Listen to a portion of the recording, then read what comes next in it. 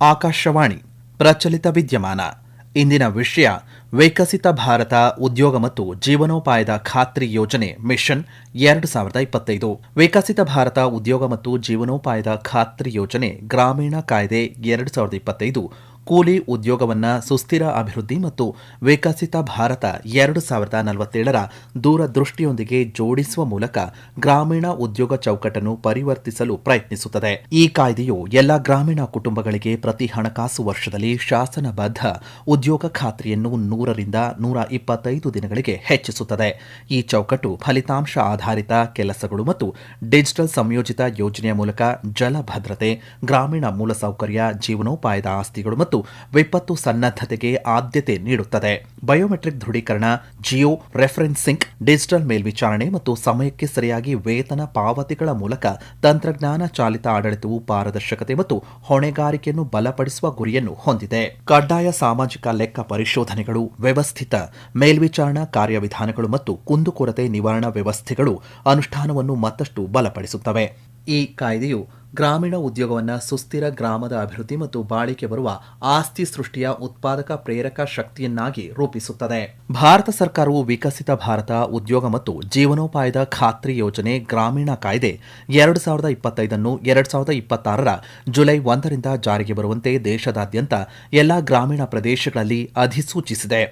VB-G Ramji ಕಾಯ್ದೆಯು ಜಾರಿಗೆ ಬರುವುದರೊಂದಿಗೆ ಮಹಾತ್ಮ ಗಾಂಧಿ ರಾಷ್ಟ್ರೀಯ ಗ್ರಾಮೀಣ ಉದ್ಯೋಗ ಖಾತ್ರಿ ಕಾಯ್ದೆ 2005 ಅದೇ ದಿನಾಂಕದಿಂದ ರದ್ದಾಗುತ್ತದೆ.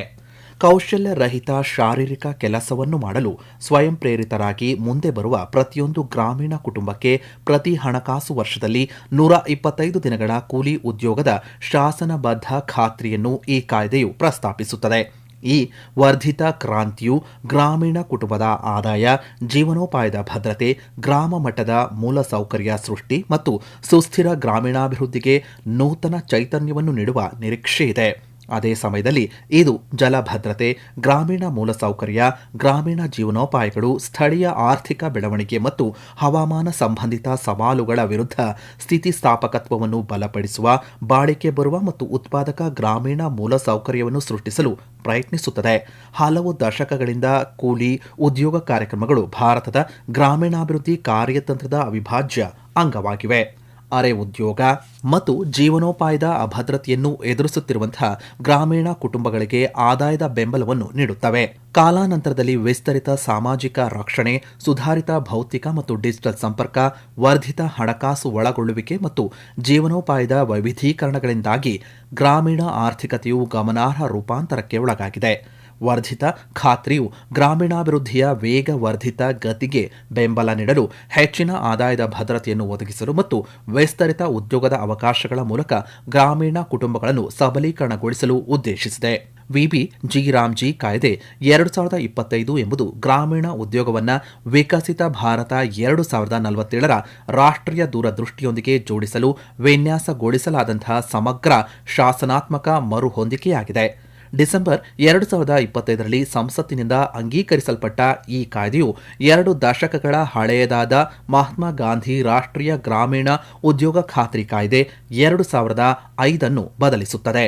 ಇದು ಕೇವಲ ಕಲ್ಯಾಣ ಮಧ್ಯಸ್ಥಿಕೆಯ ಬದಲಾಗಿ ಅಭಿವೃದ್ಧಿ ಮತ್ತು ಅಭಿವೃದ್ಧಿ ಮೂಲಸೌಕರ್ಯದ ಸಮಗ್ರ ಸಾಧನವಾಗಿ ಗಮನವನ್ನು ಬದಲಾಯಿಸುತ್ತದೆ. ಈ ವರ್ಧಿತ ಖಾತ್ರಿಯು ಜೀವನೋಪಾಯದ ಭದ್ರತೆಯನ್ನು ಬಲಪಡಿಸಲು, ಆದಾಯದ ಸ್ಥಿರತೆಯನ್ನು ಸುಧಾರಿಸಲು, ಗ್ರಾಮೀಣ ಬಳಕೆಯನ್ನು ಬೆಂಬಲಿಸಲು ಮತ್ತು ದುರ್ಬಲ ಕುಟುಂಬಗಳಿಗೆ ಹೆಚ್ಚಿನ ಆರ್ಥಿಕ ಸ್ಥಿತಿಸ್ಥಾಪಕತ್ವವನ್ನು ಒದಗಿಸಲು ಉದ್ದೇಶಿಸಿದೆ. ಈ ಚೌಕಟ್ಟನ್ನು ಉದ್ಯೋಗ್ ಭಿ ಸಮ್ಮಾನ್ ಭಿ ಅಂದರೆ ಉದ್ಯೋಗವೂ ಕೂಡ ಗೌರವವೂ ಕೂಡ ಅಂದರೆ ಗೌರವದೊಂದಿಗೆ ಉದ್ಯೋಗ ಎಂಬ ತತ್ವದ ಸುತ್ತ ವಿನ್ಯಾಸಗೊಳಿಸಲಾಗಿದೆ. ಇದರ ಉದ್ದೇಶ ಕೇವಲ ಕೂಲಿ ಉದ್ಯೋಗವನ್ನು ಒದಗಿಸುವುದು ಮಾತ್ರವಲ್ಲದೆ ದೀರ್ಘಕಾಲೀನ ಗ್ರಾಮದ ಅಭಿವೃದ್ಧಿಗೆ ಕೊಡುಗೆ ನೀಡುವ, ಬಾಳಿಕೆ ಬರುವ ಮತ್ತು ಉತ್ಪಾದಕ ಸಾರ್ವಜನಿಕ ಆಸ್ತಿಯ ಸೃಷ್ಟಿಯಲ್ಲಿ ಗ್ರಾಮೀಣ ಕಾರ್ಮಿಕರು ಸಕ್ರಿಯ ಭಾಗಿಯಾಗುವುದನ್ನು ಖಚಿತಪಡಿಸಿಕೊಳ್ಳುವುದಾಗಿದೆ. ಮಹಾತ್ಮ ಗಾಂಧಿ ನರೇಗಾದಿಂದ ನೂತನ ಚೌಕಟ್ಟಿಗೆ ಪರಿವರ್ತನೆಯನ್ನು ತಡೆರಹಿತ ಮತ್ತು ಕಾರ್ಮಿಕ ಸ್ನೇಹಿ ರೀತಿಯಲ್ಲಿ ವಿನ್ಯಾಸಗೊಳಿಸಲಾಗಿದೆ. ಅಸ್ತಿತ್ವದಲ್ಲಿರುವಂತಹ ಈ ಕೆವೈಸಿ ಪರಿಶೀಲಿಸಿದ ಜಾಬ್ ಕಾರ್ಡ್ಗಳು ಗ್ರಾಮೀಣ ಉದ್ಯೋಗ ಖಾತ್ರಿ ಕಾರ್ಡ್ಗಳನ್ನು ವಿತರಿಸುವವರೆಗೆ ಮಾನ್ಯವಾಗಿರುತ್ತದೆ. ಪ್ರಸ್ತುತ ಜಾಬ್ ಕಾರ್ಡ್ಗಳನ್ನು ಹೊಂದಿರದ ಕಾರ್ಮಿಕರು ನೋಂದಣಿ ಮತ್ತು ನೂತನ ಕಾರ್ಡ್ಗಳ ವಿತರಣೆಗಾಗಿ ಗ್ರಾಮ ಪಂಚಾಯತ್ ಮಟ್ಟದಲ್ಲಿ ಅರ್ಜಿ ಸಲ್ಲಿಸಬಹುದಾಗಿದೆ.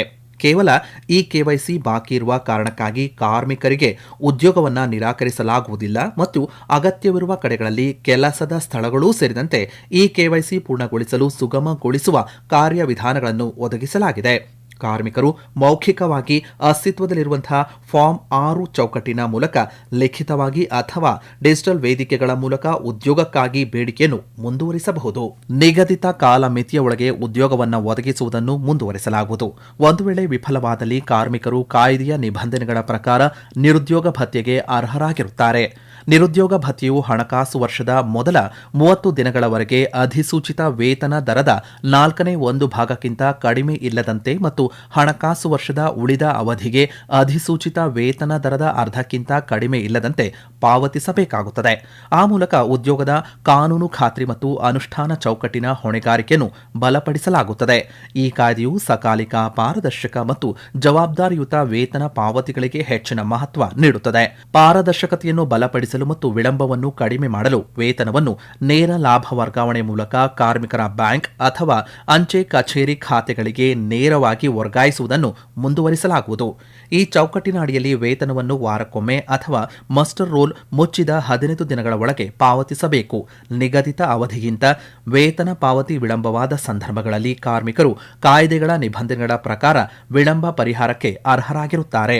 ಮಸ್ಟರ್ ರೋಲ್ ಮುಚ್ಚಿದ ದಿನಾಂಕದಿಂದ 15 ದಿನಗಳ ಒಳಗೆ ವೇತನ ಪಾವತಿ ಮಾಡದಿದ್ದರೆ ಉದ್ಯೋಗದ ಆಕಾಂಕ್ಷಿಗಳು 16ನೇ ದಿನದಿಂದ ಅನ್ವಯವಾಗುವಂತೆ ವಿಳಂಬದ ಪ್ರತಿದಿನಕ್ಕೆ ಪಾವತಿಸಬೇಕಾದ ವೇತನದ ಶೇಕಡ 0.05ರಷ್ಟು ದರದಲ್ಲಿ ವಿಳಂಬ ಪರಿಹಾರ ಪಡೆಯಲು ಅರ್ಹರಾಗಿರುತ್ತಾರೆ ಎಂದು ಕಾಯ್ದೆಯು ಮತ್ತಷ್ಟು ನಿಬಂಧನೆ ನೀಡುತ್ತದೆ. ಈ ಕ್ರಮಗಳು ವೇತನ ವಿತರಣೆಯಲ್ಲಿ ಹೊಣೆಗಾರಿಕೆಯನ್ನು ಬಲಪಡಿಸಲು ಮತ್ತು ಕಾರ್ಮಿಕರಿಗೆ ಸಕಾಲಿಕ ಪಾವತಿಯನ್ನು ಖಚಿತಪಡಿಸಿಕೊಳ್ಳಲು ಉದ್ದೇಶಿಸಲಾಗಿದೆ. ಕೆಲಸದ ಸ್ಥಳಗಳಲ್ಲಿ ಹಾಜರಾತಿಯನ್ನು ಎನ್ಎಂಎಂಎಸ್ ಸಕ್ರಿಯಗೊಳಿಸಿದ ವ್ಯವಸ್ಥೆಗಳು ಮತ್ತು ಮುಖದ ದೃಢೀಕರಣ ಆಧಾರಿತ ಹಾಜರಾತಿ ಕಾರ್ಯವಿಧಾನಗಳ ಮೂಲಕ ಸೆರೆ ಹಿಡಿಯಲಾಗುತ್ತದೆ. ಅದೇ ಸಮಯದಲ್ಲಿ ತಾಂತ್ರಿಕ ಅಥವಾ ನೆಟ್ವರ್ಕ್ ಸಂಪರ್ಕ ಸಂಬಂಧಿತ ಸಮಸ್ಯೆಗಳಿಂದಾಗಿ ನೈಜ ಕಾರ್ಮಿಕರಿಗೆ ತೊಂದರೆಯಾಗದಂತೆ ನೋಡಿಕೊಳ್ಳಲು ಸೂಕ್ತವಾದ ವಿನಾಯಿತಿ ನಿರ್ವಹಣೆ ನಿಬಂಧನೆಗಳನ್ನು ಸಹ ಸೇರಿಸಲಾಗಿದೆ. ಕಾಯ್ದೆಯ ಅಡಿಯಲ್ಲಿ ಗ್ರಾಮೀಣ ಕಾರ್ಮಿಕರ ಹಿತಾಸಕ್ತಿಗಳನ್ನು ರಕ್ಷಿಸುವ ಒಂದು ಸುಗಮ ಪರಿವರ್ತನೆಯೇ ಸರ್ಕಾರದ ಪ್ರಾಥಮಿಕ ಉದ್ದೇಶವಾಗಿದೆ. ಈ ಕಾಯ್ದೆಯ ನಿಬಂಧನೆಗಳು ಪ್ರಾರಂಭವಾದ ದಿನಾಂಕದಿಂದ ದೇಶದಾದ್ಯಂತ ಎಲ್ಲ ಗ್ರಾಮೀಣ ಪ್ರದೇಶಗಳಲ್ಲಿ ಏಕಕಾಲದಲ್ಲಿ ಜಾರಿಗೆ ಬರುತ್ತವೆ. ಅದೇ ಸಮಯದಲ್ಲಿ ಮಹಾತ್ಮ ಗಾಂಧಿ ನರೇಗಾ ಅದೇ ದಿನಾಂಕದಿಂದ ಅಂದರೆ ಜುಲೈ 1, 2026ರಿಂದ ಜಾರಿಗೆ ಬರುವಂತೆ ರದ್ದಾಗುತ್ತದೆ. ವಿಬಿ-ಜಿ ರಾಮ್ಜಿ ಕಾಯ್ದೆ ಪ್ರಾರಂಭವಾಗುವವರೆಗೆ ಮಹಾತ್ಮ ಗಾಂಧಿ ನರೇಗಾ ಅಡಿಯಲ್ಲಿ ಉದ್ಯೋಗವು ತಡೆರಹಿತ ಮತ್ತು ಸುಗಮ ರೀತಿಯಲ್ಲಿ ಮುಂದುವರಿಯುತ್ತದೆ. ಸರ್ಕಾರದ ಅತ್ಯುನ್ನತ ಆದ್ಯತೆಯು ಉದ್ಯೋಗದ ಸಕಾಲಿಕ ಲಭ್ಯತೆ ಮತ್ತು ಕಾರ್ಮಿಕರಿಗೆ ತ್ವರಿತವಾಗಿ ವೇತನ ಪಾವತಿಯನ್ನು ಖಚಿತಪಡಿಸಿಕೊಳ್ಳುವುದಾಗಿದೆ. ಅಡೆತಡೆ ಇಲ್ಲದ ಉದ್ಯೋಗದ ಅವಕಾಶಗಳನ್ನು ಖಚಿತಪಡಿಸಿಕೊಳ್ಳಲು ಬೇಡಿಕೆಯ ಮಾದರಿಗಳು ಮತ್ತು ಕ್ಷೇತ್ರಗಳ ಅಗತ್ಯಗಳಿಗೆ ಅನುಗುಣವಾಗಿ ರಾಜ್ಯಗಳು ಮತ್ತು ಕೇಂದ್ರಾಡಳಿತ ಪ್ರದೇಶಗಳಿಗೆ ಸಾಕಷ್ಟು ಕಾರ್ಮಿಕ ಅನುದಾನವನ್ನು ಲಭ್ಯವಾಗುವಂತೆ ಮಾಡಲಾಗಿದೆ. ನೂತನ ಗ್ರಾಮೀಣ ಉದ್ಯೋಗ ಖಾತ್ರಿ ಕಾರ್ಡ್ಗಳನ್ನು ನೀಡುವವರೆಗೆ ಈ ಕೆವೈಸಿ ಪೂರ್ಣಗೊಳಿಸಿದ ಕಾರ್ಮಿಕರ ಅಸ್ತಿತ್ವದಲ್ಲಿರುವಂತಹ ಜಾಬ್ ಕಾರ್ಡ್ಗಳು ಪರಿವರ್ತನೆಯ ಅವಧಿಯಲ್ಲಿ ಮಾನ್ಯವಾಗಿರುತ್ತವೆ. ಪ್ರಾರಂಭವಾದ ದಿನಾಂಕದಂದು ನರೇಗಾ ಅಡಿಯಲ್ಲಿ ನಡೆಯುತ್ತಿರುವಂತಹ ಕಾಮಗಾರಿಗಳು ನೂತನ ಕಾಯ್ದೆಯ ಅಡಿಯಲ್ಲಿ ಮುಂದುವರಿಯಬಹುದು. ಉದ್ಯೋಗದ ಬೇಡಿಕೆಯನ್ನು ಪೂರೈಸಲು ನಡೆಯುತ್ತಿರುವಂತಹ ಕಾಮಗಾರಿಗಳು ಸಾಕಾಗದೇ ಇರುವಲ್ಲಿ ಹೊಸ ಕಾಯ್ದೆಯ ಅನುಸೂಚಿ 1ಕ್ಕೆ ಅನುಗುಣವಾಗಿ ಹೊಸ ಕಾಮಗಾರಿಗಳನ್ನು ಕೈಗೆತ್ತಿಕೊಳ್ಳಬಹುದಾಗಿದೆ. ದೇಶಾದ್ಯಂತ ಹೊಸ ಚೌಕಟ್ಟಿನ ಅನುಷ್ಠಾನಕ್ಕಾಗಿ ಭಾರತ ಸರ್ಕಾರವು ವ್ಯಾಪಕವಾದ ಹಣಕಾಸಿನ ನಿಬಂಧನೆಗಳನ್ನು ಮಾಡಿದೆ. ಈ ಕಾರ್ಯತಂತ್ರದ ಅಡಿಯಲ್ಲಿ 2026-27ರ ಹಣಕಾಸು ವರ್ಷಕ್ಕೆ ಕೇಂದ್ರದ ಪಾಲಾಗಿ 95,692.31 ಕೋಟಿ ರೂಪಾಯಿಗಳ ನಿಬಂಧನೆಯನ್ನು ಮಾಡಲಾಗಿದೆ.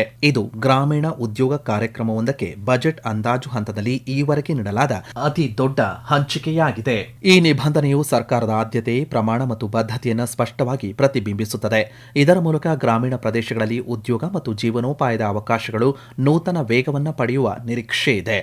ಅಂದಾಜು ರಾಜ್ಯದ ಪಾಲನ್ನು ಒಳಗೊಂಡಂತೆ ಒಟ್ಟು ಕಾರ್ಯಕ್ರಮದ ವೆಚ್ಚವು 1,51,000 ಕೋಟಿಗಿಂತ ಹೆಚ್ಚಾಗುವ ನಿರೀಕ್ಷೆ ಇದೆ. ಈ ಬೃಹತ್ ಹಣಕಾಸು ಒದಗಿಸುವಿಕೆಯು ಗ್ರಾಮೀಣ ಆರ್ಥಿಕತೆಯಲ್ಲಿ ದೊಡ್ಡ ಪ್ರಮಾಣದ ರೂಪಾಂತರವನ್ನು ತರುವ, ಉದ್ಯೋಗ ಸೃಷ್ಟಿಯನ್ನು ಉತ್ತೇಜಿಸುವ, ಗ್ರಾಮ ಮಟ್ಟದಲ್ಲಿ ಬಾಳಿಕೆ ಬರುವ ಆಸ್ತಿಗಳನ್ನು ಸೃಷ್ಟಿಸುವ ಮತ್ತು ಗ್ರಾಮೀಣ ಕುಟುಂಬಗಳ ಆದಾಯದಲ್ಲಿ ಗಮನಾರ್ಹ ಬೆಳವಣಿಗೆಯನ್ನು ಖಚಿತಪಡಿಸುವ ಸರ್ಕಾರದ ವಿಶ್ವಾಸಾರ್ಹ ಬದ್ಧತೆಯನ್ನು ಪ್ರತಿಬಿಂಬಿಸುತ್ತದೆ. ಪಿಇಒಗಳು, ಮೇಟ್ಗಳು ಮತ್ತು ಗ್ರಾಮ ಉದ್ಯೋಗ ಸೇವಕರು ಮತ್ತು ಇತರ ಕ್ಷೇತ್ರ ಕ್ಷೇತ್ರ ಮಟ್ಟದ ಸಿಬ್ಬಂದಿಗಳ ಪಾತ್ರವು ವಿಬಿಜಿ ರಾಮ್ಜಿಗೆ ಸುಗಮವಾಗಿ ಪರಿವರ್ತನೆಯಾಗುವಲ್ಲಿ ಪ್ರಮುಖವಾಗಿದೆ. ಈ ಕಾಯ್ದೆಯಡಿ ಆಡಳಿತಾತ್ಮಕ ವೆಚ್ಚವನ್ನು ಶೇಕಡ 6ರಿಂದ ಶೇಕಡ 9ಕ್ಕೆ ಹೆಚ್ಚಿಸಲಾಗಿದೆ. ಇದು ಸಾಮರ್ಥ್ಯ ವೃದ್ಧಿ, ತರಬೇತಿ, ಮಾನವ ಸಂಪನ್ಮೂಲಗಳ ಬಲವರ್ಧನೆ, ಸಂಭಾವನೆ ಪಾವತಿ ಮತ್ತು ಕ್ಷೇತ್ರ ಮಟ್ಟದಲ್ಲಿ ಸುಧಾರಿತ ಅನುಷ್ಠಾನವನ್ನು ಉತ್ತೇಜಿಸುತ್ತದೆ. ಈ ವ್ಯವಸ್ಥಿತ ಸುಧಾರಣೆಯು ತಳಮಟ್ಟದಲ್ಲಿ ಕೆಲಸ ಮಾಡುವ ಸಿಬ್ಬಂದಿಗಳು ಹೆಚ್ಚು ದಕ್ಷರು ಮತ್ತು ಸಬಲೀಕರಣಗೊಳ್ಳುವುದನ್ನು ಖಚಿತಪಡಿಸಿಕೊಳ್ಳುತ್ತದೆ. ಕೆಲಸಗಳನ್ನು 4 ಪ್ರಮುಖ ವಿಷಯಾಧಾರಿತ ಕ್ಷೇತ್ರಗಳನ್ನಾಗಿ ವಿಂಗಡಿಸಲಾಗಿದೆ. ಜಲಭದ್ರತೆ, ಪ್ರಮುಖ ಗ್ರಾಮೀಣ ಮೂಲಸೌಕರ್ಯ, ಜೀವನೋಪಾಯಕ್ಕೆ ಸಂಬಂಧಿಸಿದ ಮೂಲಸೌಕರ್ಯ ಮತ್ತು ವಿಪರೀತ ಹವಾಮಾನ ಘಟನೆಗಳನ್ನು ತಗ್ಗಿಸುವ ಕೆಲಸಗಳು. ಇದು ಅನುಷ್ಠಾನದಲ್ಲಿ ಹೆಚ್ಚು ಫಲಿತಾಂಶ ಆಧಾರಿತ ಮತ್ತು ಸುಸಂಘಟಿತ ವಿಧಾನವನ್ನು ಶಕ್ತಗೊಳಿಸುತ್ತದೆ. ಕಾಯ್ದೆ ಅಡಿ ಅನುಮತಿಸಲಾದ ಕೆಲಸಗಳು ಕೇವಲ ಸಾಂಪ್ರದಾಯಿಕ ಕಾರ್ಮಿಕ ಆಧಾರಿತ ಚಟುವಟಿಕೆಗಳಿಗೆ ಸೀಮಿತವಾಗಿಲ್ಲ, ಆದರೆ ಗ್ರಾಮೀಣ ಜೀವನದ ಗುಣಮಟ್ಟವನ್ನು ನೇರವಾಗಿ ಹೆಚ್ಚಿಸುವ ಬಹು ಆಯಾಮದ ಕೆಲಸಗಳನ್ನು ಒಳಗೊಂಡಿವೆ. ಇದು ಹೆಚ್ಚಿನ ಜೀವನೋಪಾಯದ ಅವಕಾಶಗಳನ್ನು ಸೃಷ್ಟಿಸುವ, ಬಾಳಿಕೆ ಬರುವ ಆಸ್ತಿಗಳನ್ನು ಸೃಷ್ಟಿಸುತ್ತದೆ. ಈ ವಿಧಾನವು ಉದ್ಯೋಗದ ಜೊತೆಗೆ ಗೌರವ ಎಂಬ ತತ್ವವನ್ನು ಆಧರಿಸಿದೆ. ಇದರಲ್ಲಿ ಕಾರ್ಮಿಕರು ಅಭಿವೃದ್ಧಿ ಪ್ರಕ್ರಿಯೆಯಲ್ಲಿ ಸಕ್ರಿಯ ಭಾಗಿಗಳಾಗಿರುತ್ತಾರೆ. ಪ್ರತಿದಿನದ ಉದ್ಯೋಗವು ಬಾಳಿಕೆ ಬರುವ ಮತ್ತು ಉತ್ಪಾದಕ ಗ್ರಾಮೀಣ ಮೂಲಸೌಕರ್ಯಗಳ ಸೃಷ್ಟಿಗೆ ಕೊಡುಗೆ ನೀಡುವುದನ್ನು ಖಚಿತಪಡಿಸಿಕೊಳ್ಳಲು ಕೆಲಸಗಳ ವಿಷಯಾಧಾರಿತ ಆದ್ಯತೆಯನ್ನು ಪರಿಚಯಿಸಲಾಗಿದೆ. ಈ ಕೆಲಸಗಳು ಉದ್ಯೋಗ ಸೃಷ್ಟಿ, ಮೌಲ್ಯವರ್ಧನೆ, ಕೃಷಿ ಆಧಾರಿತ ಕೈಗಾರಿಕೆಗಳ ವಿಸ್ತರಣೆ ಮತ್ತು ಸುಧಾರಿತ ಸೇವೆಗಳ ಲಭ್ಯತೆಯನ್ನು ಖಚಿತಪಡಿಸುತ್ತದೆ. ಆ ಮೂಲಕ ಗ್ರಾಮೀಣ ಆರ್ಥಿಕತೆಗೆ ಸ್ಥಿರತೆಯನ್ನು ತರುತ್ತದೆ ಮತ್ತು ಆದಾಯದ ಮೂಲಗಳನ್ನು ವೈವಿಧ್ಯಗೊಳಿಸುತ್ತದೆ. ಬಿತ್ತನೆ ಮತ್ತು ಕೊಯ್ಲು ಕಾಲದಲ್ಲಿ ಕೃಷಿ ಕಾರ್ಮಿಕರ ಪೂರೈಕೆಯನ್ನು ಸುಗಮಗೊಳಿಸಲು ಒಂದು ಹಣಕಾಸು ವರ್ಷದಲ್ಲಿ ಒಟ್ಟು 60 ದಿನಗಳವರೆಗೆ ವಿರಾಮದ ಅವಧಿಯನ್ನು ಅಧಿಸೂಚಿಸಲು ಕಾಯ್ದೆಯು ರಾಜ್ಯಗಳಿಗೆ ಅಧಿಕಾರ ನೀಡುತ್ತದೆ. ಯೋಜನಾ ಪ್ರಕ್ರಿಯೆಯನ್ನು ಕೆಳಗಿನಿಂದ ಮೇಲಕ್ಕೆ ಎಂಬ ವಿಧಾನದಲ್ಲಿ ರೂಪಿಸಲಾಗಿದೆ. ಇಲ್ಲಿ ಗ್ರಾಮ ಪಂಚಾಯಿತಿಗಳು ಗ್ರಾಮ ಸಭೆಗಳ ಮೂಲಕ ಸ್ಥಳೀಯ ಅಗತ್ಯಗಳ ಆಧಾರದ ಮೇಲೆ ಕೆಲಸಗಳನ್ನು ಗುರುತಿಸುತ್ತವೆ ಮತ್ತು ಆದ್ಯತೆಯನ್ನು ನೀಡುತ್ತವೆ. ಈ ವ್ಯವಸ್ಥೆಯು ಪಿಎಂ ಗತಿಶಕ್ತಿ, ಜಿಐಎಸ್ ಮತ್ತು ಡಿಜಿಟಲ್ ಪ್ಲಾಟ್ಫಾರ್ಮ್ಗಳೊಂದಿಗೆ ಸಂಯೋಜಿಸಲ್ಪಟ್ಟಿದೆ. ಇದು ವೈಜ್ಞಾನಿಕ ಮತ್ತು ಪ್ರಾದೇಶಿಕ ಯೋಜನೆಯನ್ನು ಖಚಿತಪಡಿಸುತ್ತದೆ. ವಿಕಸಿತ ಭಾರತ ಜಿ ಕಾಯ್ದೆ 2025ರ ಅನುಸೂಚಿ 2ರ ಅಡಿಯಲ್ಲಿ ಕೆಲಸದ ಸ್ಥಳದ ಸೌಲಭ್ಯಗಳಿಗೆ ಕಾನೂನು ಖಾತ್ರಿ ನೀಡಲಾಗಿದೆ. ಇದು ಕೇವಲ ಆಡಳಿತಾತ್ಮಕ ವ್ಯವಸ್ಥೆಯಾಗಿ ಉಳಿಯದೆ ಕಾರ್ಮಿಕರ ಗೌರವ ಮತ್ತು ಮಾನವ ಗೌರವದ ಪ್ರಬಲ ಸಂಕೇತವಾಗಿದೆ. ಈ ನಿಬಂಧನೆಯ ಅಡಿಯಲ್ಲಿ ಪ್ರತಿ ಕೆಲಸದ ಸ್ಥಳದಲ್ಲಿ ಶುದ್ಧ ಕುಡಿಯುವ ನೀರಿನ ಲಭ್ಯತೆಯನ್ನು ಕಡ್ಡಾಯಗೊಳಿಸಲಾಗಿದೆ. ಕಾರ್ಮಿಕರನ್ನು ಬಿಸಿಲಿನಿಂದ ರಕ್ಷಿಸಲು ನೆರಳು ಮತ್ತು ವಿಶ್ರಾಂತಿ ಸ್ಥಳಗಳಿಗೆ ಸಾಕಷ್ಟು ವ್ಯವಸ್ಥೆಗಳನ್ನು ಖಚಿತಪಡಿಸಲಾಗಿದೆ. ಹೆಚ್ಚುವರಿಯಾಗಿ ಪ್ರತಿ ಕೆಲಸದ ಸ್ಥಳದಲ್ಲಿ ಪ್ರಥಮ ಚಿಕಿತ್ಸಾ ಪೆಟ್ಟಿಗೆಯ ಲಭ್ಯತೆಯನ್ನು ಖಚಿತಪಡಿಸಲಾಗಿದೆ. ಇದರಿಂದ ಕಾರ್ಮಿಕರ ಸುರಕ್ಷತೆ ಮತ್ತು ಆರೋಗ್ಯಕ್ಕೆ ಆದ್ಯತೆ ನೀಡಲಾಗುತ್ತದೆ. ಮಹಿಳಾ ಕಾರ್ಮಿಕರ ಭಾಗವಹಿಸುವಿಕೆಯನ್ನು ಉತ್ತೇಜಿಸಲು ಕಾಯ್ದೆಯಲ್ಲಿ ಪ್ರಮುಖ ನಿಬಂಧನೆಗಳನ್ನು ಸೇರಿಸಲಾಗಿದೆ. ಇದು ವರ್ಷಕ್ಕಿಂತ ಕಡಿಮೆ ವಯಸ್ಸಿನ 5 ಅಥವಾ ಅದಕ್ಕಿಂತ ಹೆಚ್ಚು ಮಕ್ಕಳು ಇರುವ ಕೆಲಸದ ಸ್ಥಳಗಳಲ್ಲಿ ಮಕ್ಕಳನ್ನು ನೋಡಿಕೊಳ್ಳಲು ಒಬ್ಬ ಮಹಿಳಾ ಕಾರ್ಮಿಕರನ್ನು ನೇಮಿಸಲಾಗುತ್ತದೆ ಮತ್ತು ಅವರಿಗೆ ನಿಗದಿತ ವೇತನದ ದರದಲ್ಲಿ ಹಣ ಪಾವತಿಸಲಾಗುತ್ತದೆ. ಇದರ ಜೊತೆಗೆ ಕಾರ್ಮಿಕರ ಸುರಕ್ಷತೆಯನ್ನು ಖಚಿತಪಡಿಸಿಕೊಳ್ಳಲು ಅಪಘಾತಗಳ ಸಂದರ್ಭದಲ್ಲಿ ಉಚಿತ ವೈದ್ಯಕೀಯ ಚಿಕಿತ್ಸೆಯ ಹಕ್ಕನ್ನು ನೀಡಲಾಗಿದೆ.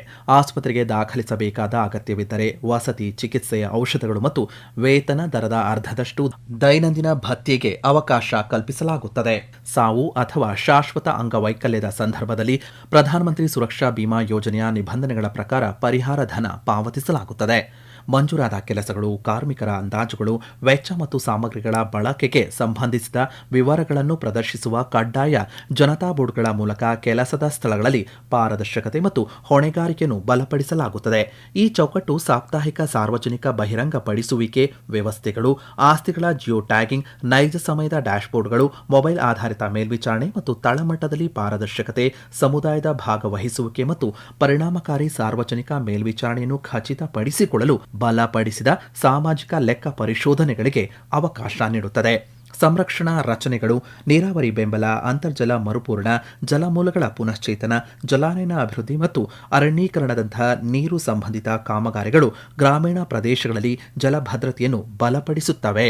ಇದುವರೆಗೂ ಪ್ರಚಲಿತ ವಿದ್ಯಮಾನ ಕೇಳಿದಿರಿ. ಬರಹ ಕೃಪೆ ಭಾರತ ಸರ್ಕಾರದ ವಾರ್ತಾ ಶಾಖೆ. ಓದಿದವರು ಚೇತನ್ ಸಿವಿ. ಸಮಗ್ರ ನಿರ್ವಹಣೆ ಆಕಾಶವಾಣಿ ಬೆಂಗಳೂರು ಪ್ರಾದೇಶಿಕ ಸುದ್ದಿ ವಿಭಾಗದ ಸಹಾಯಕ ನಿರ್ದೇಶಕರಾದಂತಹ ಸುಹಾಸ್ ಆರ್. ಈ ಕಾರ್ಯಕ್ರಮ ಆಕಾಶವಾಣಿ ಬೆಂಗಳೂರು ಪ್ರಾದೇಶಿಕ ಸುದ್ದಿ ವಿಭಾಗದ ಕೊಡುಗೆ.